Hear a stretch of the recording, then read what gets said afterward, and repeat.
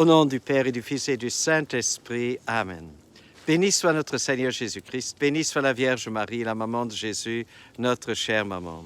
Dans le 11e chapitre du prophète Isaïe, il y a quelque chose de merveilleux qui nous est dit. Dieu dit, il n'y aura plus de mal ni de corruption sur toute ma montagne sainte.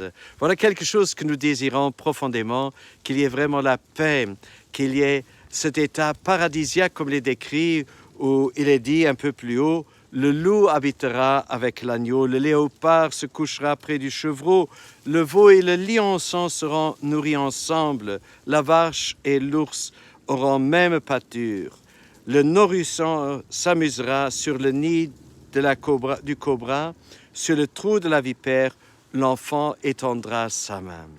Chers frères et sœurs, bien évidemment, nous savons qu'il ne s'agit pas maintenant de dompter les animaux et de leur tirer les dents et de leur enlever le venin.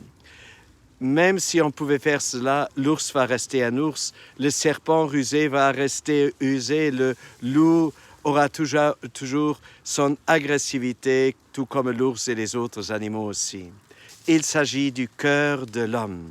Et alors, Dieu, dans sa parole, il continue et il va dire, oui, il y a un changement qui est possible. Il dit, il n'y aura plus ce mal sur ma montagne sainte, car la connaissance du Seigneur remplira le pays.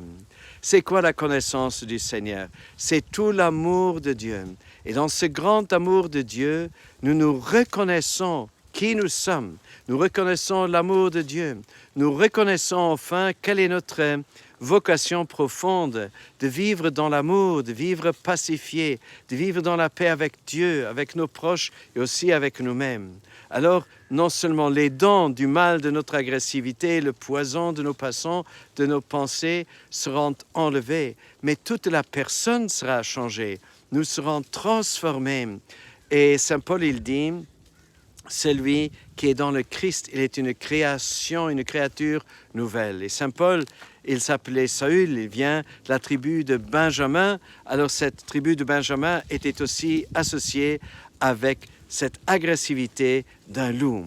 Et du loup qu'il était, Saint Paul, du persécuteur, il est devenu un disciple de Jésus. Il est devenu comme un agneau qui est prêt à donner sa vie et comme ce lion de Juda qui a avec force à proclamer l'Évangile.